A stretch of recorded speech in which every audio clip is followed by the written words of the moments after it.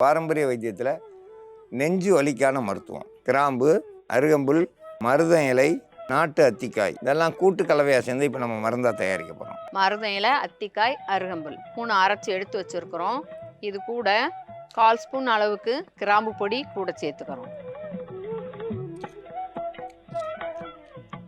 இந்த விழுதை நெஞ்சு வலிக்குதுனாக்கா மேல் பூச்சா போடணும். ஃபுல்லாக போட்டுட்டு துணி மேலே சட்டை பட விடாமல் ஒரு 1/2 மணி நேரம் 1 மணி நேரம் விட்டுட்டிங்கனாக்கா அந்த இதனோட சாறு எல்லாம் இன்னும் கொஞ்சம் நல்லா தண்ணி சேர்த்து நல்லா அப்ளை பண்ணி விட்டுருங்க.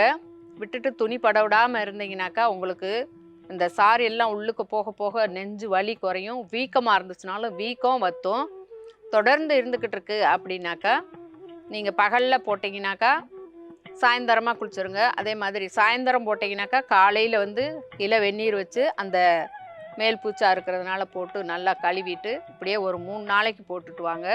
அதுக்கப்புறம் உணவு முறைகளில் சரி பண்ணிக்கிட்டிங்கனாக்கா உங்களுக்கு நெஞ்சு வலின்றதே இருக்காது. நெஞ்சு வலி வந்துருச்சுனாக்கா உடனே தயார் பண்ணி இதை மேல் பூச்சா போட்டுக்கோங்க.